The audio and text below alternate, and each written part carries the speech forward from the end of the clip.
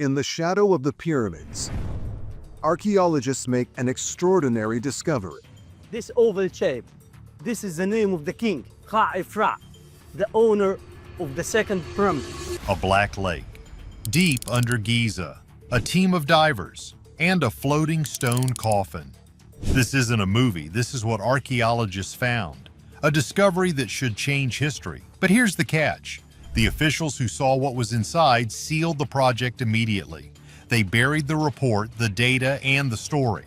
So what did they find in that watery grave that terrified them so badly? The descent into darkness. The Giza Plateau. Everyone's obsessed with it. 3 main pyramids, the Sphinx, a handful of temples. For 200 years, explorers and archaeologists have combed every inch of the sand. Most people think all its secrets have been found, cataloged, and put in a museum.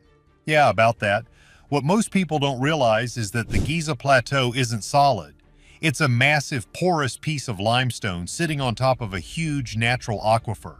It's basically a giant stone sponge. And for centuries, legends have persisted, not just from campfire stories, but from ancient historians, that there is another world under the pyramids. The Greek historian Herodotus, writing over 2,400 years ago, claimed that he was told of a vast underground labyrinth. He said Egyptian priests described underground chambers and a lake built by the original pharaohs. For centuries, explorers dismissed this as a fantasy. They found a few tunnels, sure, but nothing matching the scale of his story. Until now.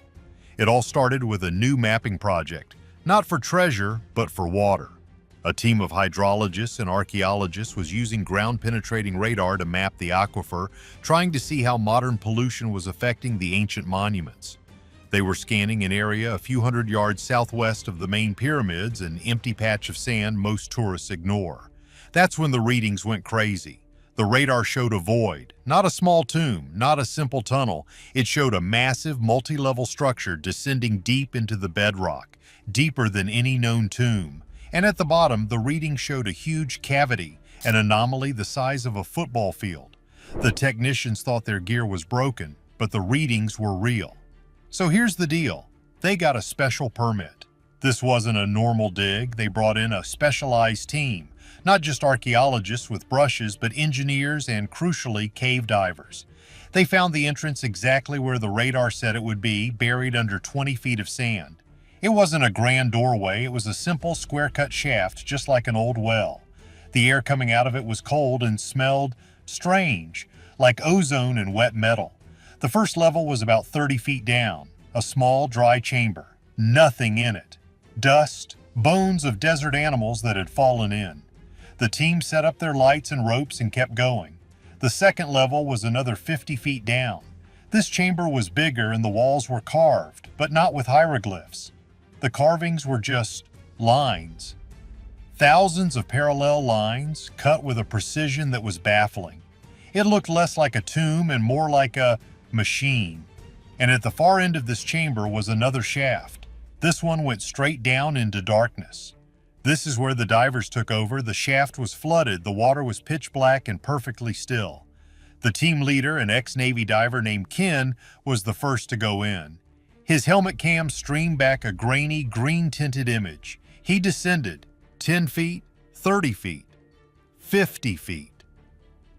The shaft seemed to go on forever. The water was shockingly clear, but it absorbed the light. At 100 feet down, the shaft opened up. The surface just went silent. The camera was looking out into a vast black space. A cavern. The lake Herodotus had talked about. It was real. Ken's sonar painted a picture of a chamber so big you could fly a small plane in it. The ceiling was lost in the darkness above. "I'm seeing structures," Ken's voice crackled over the radio. "Pillars. Huge. They're not holding anything up. They're just..." His light swung around, and then he stopped. Wait, I see something. Center of the chamber. The light beam cut through the black. It landed on a shape, rectangular, massive, black.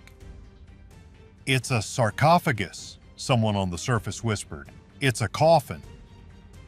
But here's the catch. It wasn't on the ground. The sonar confirmed the lake bed was another 30 feet below.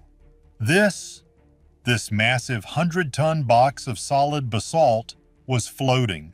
It was just hanging in the middle of the water, not rising, not falling. My compass is spinning, Ken said. His voice was suddenly tight. All my electronics are glitching. I'm feeling a vibration. The team watched the video feed as Ken swam closer. The coffin was huge, easily 15 feet long, and it was sealed. Not with rope, not with mortar, it was sealed with gleaming metallic bands, and on the lid there was a carving. The light hit it. It wasn't a pharaoh, it wasn't Anubis, it was something else. A shape that seemed to twist with too many angles, something that looked like a star or an eye or a warning. The mission to map the aquifer was over. A new mission had just begun. The team lead knew this discovery was impossible, but he didn't know the half of it. The warning in stone. The discovery of a floating coffin 100 feet underground sent the project into a tailspin. This wasn't archaeology anymore, it was physics. The team, now led by the project's chief archaeologist, Dr. Aris, regrouped. The first rule of any discovery is, don't touch, just observe. So they observed. First, they sent down a ROV, a small remote-controlled submarine. They weren't risking another diver, not after Ken's report of dizziness and equipment failure. The ROV, armed with high-definition cameras and sensors, approached the massive object. The footage was mind-blowing. The coffin was made of black basalt, a volcanic rock that is incredibly hard. The crazy part is, the nearest basalt quarry is over 500 miles south of Giza. The ancient Egyptians were masters of moving heavy stone, but this was different. How did they get a 100-ton box carved from a single piece of stone down a narrow 100-foot shaft? And get this, the surface wasn't just smooth, it was polished to a mirror finish. But it was the seals that baffled everyone. They weren't just metal bands, they looked fused. A strange reddish gold metal was poured into grooves, creating a perfect airtight seal. Lab analysis of a tiny scraping taken by the ROV's arm later showed it was an alloy of gold and iron, a combination that is almost impossible to create without a modern blast furnace. It shouldn't exist. Then there were the carvings. The ROV's camera traced the intricate patterns on the lid. They weren't hieroglyphs, they weren't Sumerian, they weren't anything on record, they were geometric, like a circuit board. What most people don't realize is that ancient art is almost always about gods, life, or the afterlife. This looked like a diagram, but the central mystery was the floating. How? The team had a theory. Ken mentioned his compass spinning. The ROV's magnetometer confirmed it. The coffin was emitting a powerful localized magnetic field. It was pushing against the stone floor of the cavern. But that made no sense. Basalt isn't magnetic, not like that, and the floor was limestone. It was magnetic levitation. It's a machine, the team's engineer said, his voice flat. It's not a coffin. It's a machine, and it's still on. This changed everything. If it was a machine, what was it doing? They checked the water, the ROV took samples. The lake wasn't just groundwater, it was saturated with a high concentration of dissolved minerals, specifically copper and zinc. It was basically a giant weak battery. The entire cavern was a massive ancient electrical installation. The team was split. Dr. Aris wanted to report it to the Supreme Council of Antiquities. The engineers wanted to, well, they wanted to turn it off. We don't know what it's containing, Aris argued, or what it's keeping out. The debate was cut short by the ROV. It was mapping the rest of the chamber, and it found the tunnels. Just as Ken had seen, the sonar map showed at least 6 other tunnels leading out of the main chamber, all flooded. They were perfectly round, like they'd been bored, not carved. The ROV ventured into the largest one. It went on for a mile, and then it surfaced. The ROV's camera broke the surface into another chamber, a dry one. The air was stale but breathable, and this chamber was different. It wasn't empty. The ROV's lights panned across a floor littered with more objects, not coffins. They were Pods, dozens of them, standing upright, sealed with the same reddish-gold metal. And in the center of the room was a raised platform like an altar. On it was a single open book, its pages made of thin, hammered metal. The team on the surface was losing their minds. "Get closer," Eris breathed. "Get a look at the pages." The ROV wheeled closer.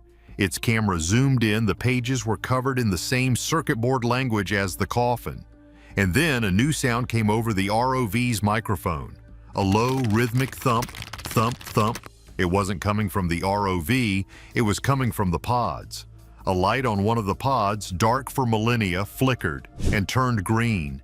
The machine wasn't just on, it was waking up. The anomaly unleashed. A green light, a rhythmic thump. The team on the surface was in a full-blown panic. "Get the ROV out! Get it out now!" yelled Dr. Eris. The ROV's camera swung around, and for a split second, it caught its own reflection in the polished surface of a nearby pod, and the reflection of the diver, Ken, standing right behind it, soaking wet, his eyes glowing faintly in the dark. The feed cut to static, but Ken was in the medical tent on the surface, strapped to a gurney. "That's impossible," the engineer whispered. That's not possible." A scream echoed up the main shaft. It wasn't a human scream. It was a high-pitched, metallic shriek that made everyone's teeth hurt. And back in the main control tent, the video feed from the underwater ROV, the one still watching the floating coffin, flickered back to life. The coffin wasn't floating anymore. The humming had stopped. The magnetic field was gone. The massive 100-ton box was settling onto the cavern floor, sending up a cloud of silt that had been undisturbed for 10,000 years. It's opening," the technician said, his voice trembling. On the screen they watched as the reddish-gold seal didn't just break, it retracted. It pulled back into the basalt lid like a liquid. A gap appeared, a 1-inch wide crack. A burst of gas erupted from the gap, a massive bubble that shot to the surface of the underground lake.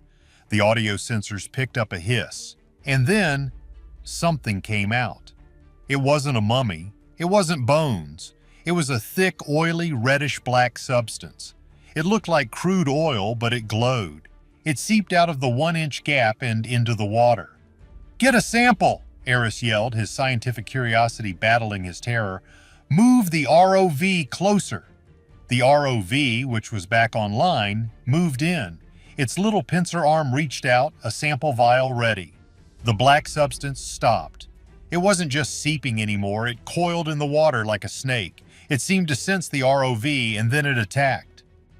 It moved faster than anything should move underwater. It lunged at the ROV, not at the camera, but at the power cable. It wrapped around the cable, and the ROV's lights instantly blew out. The camera feed went dead. Silence. The team stared at the blank screens. What was that?" "Everybody out," Eris said, his voice low and dangerous.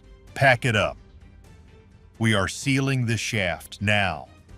The team scrambled, but it was too late. A new sound was coming from the shaft, a wet, slithering sound. The 2 security guards at the shaft's entrance backed away, raising their rifles.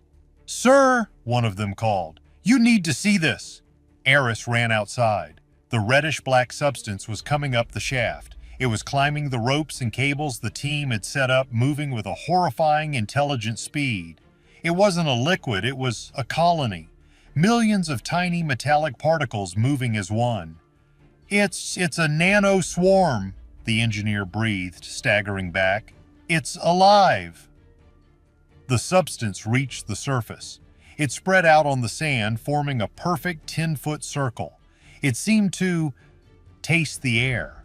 The diver, Ken, who had been catatonic in the med tent, suddenly sat bolt upright. He wasn't strapped down. He was fine. He walked out of the tent, staring at the black circle. "It was just waiting," Ken said. His voice wasn't his. It was a chorus, 1,000 voices speaking at once. "Waiting for the key." "What key?" Eris demanded, standing his ground.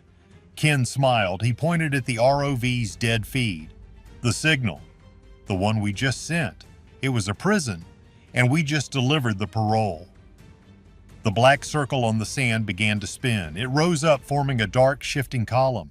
It looked like a small dust devil, but it was made of pure technological horror.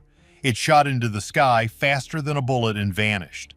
The archaeologists weren't just terrified, they had just unleashed a nightmare. The silent evacuation.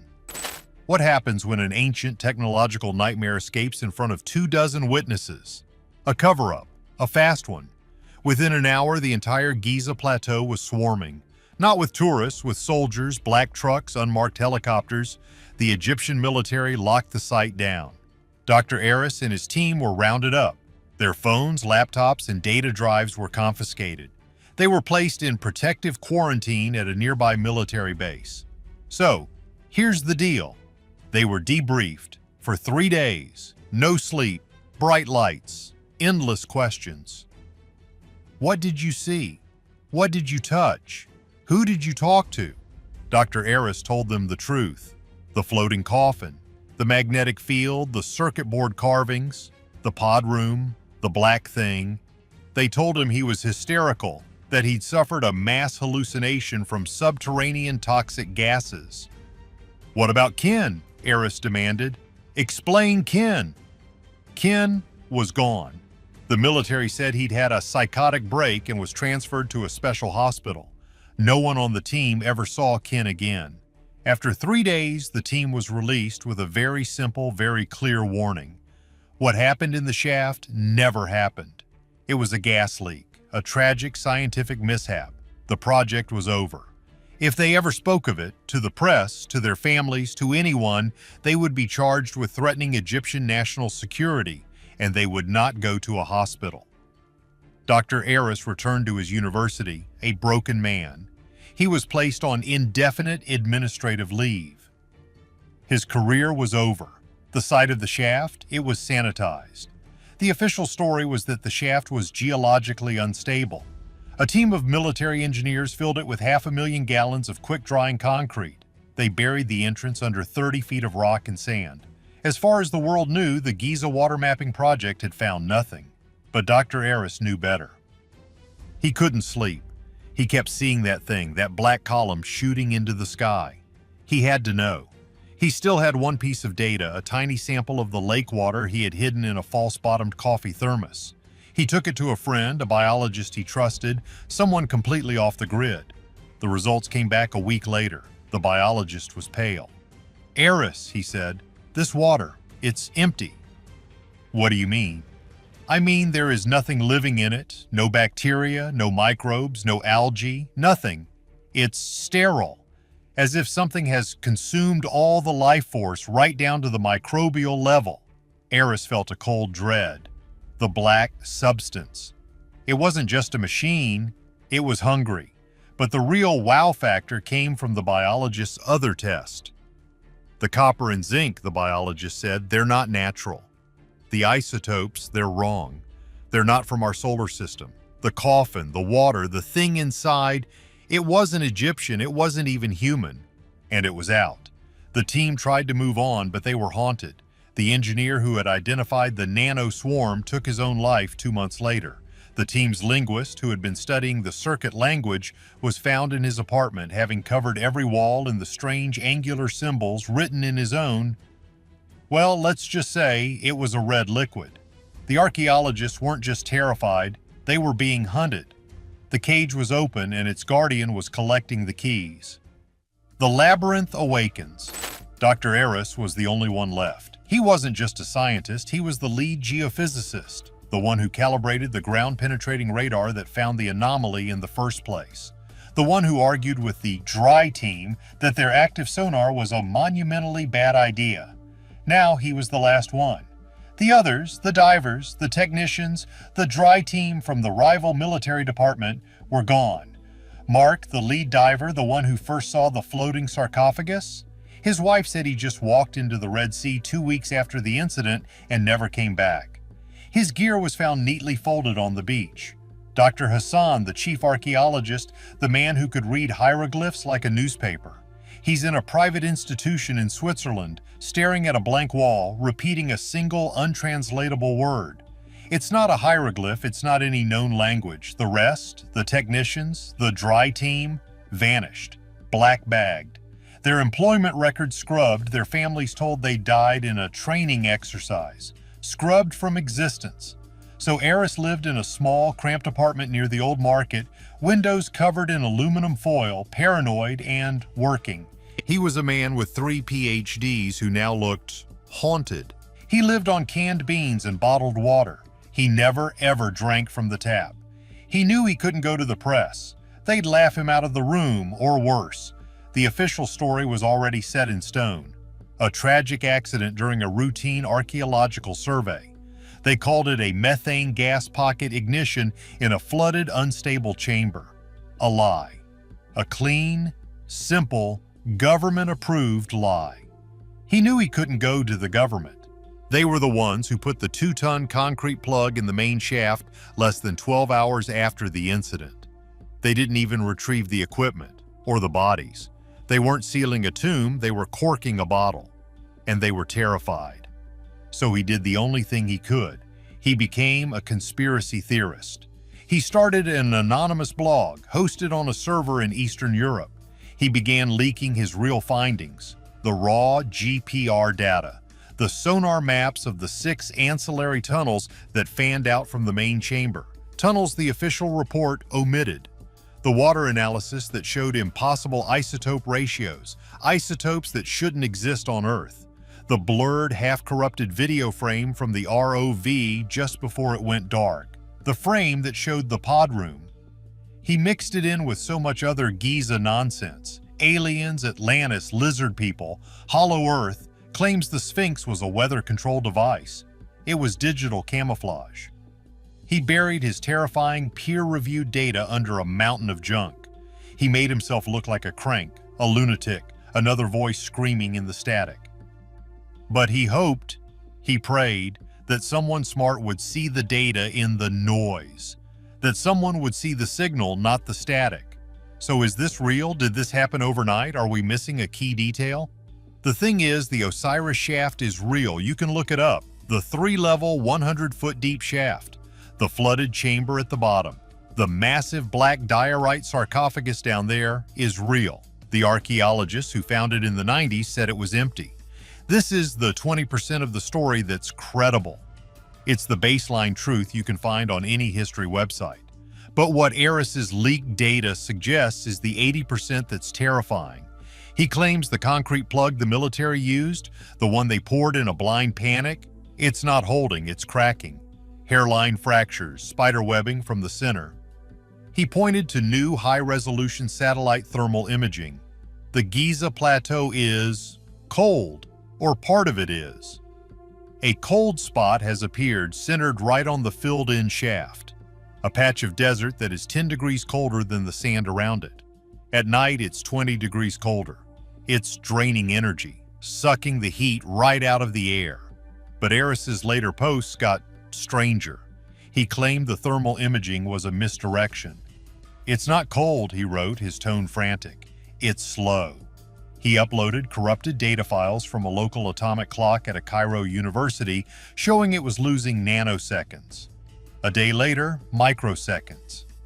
"It's not a shadow," he insisted. "It's a void. It's not draining heat, it's draining time itself."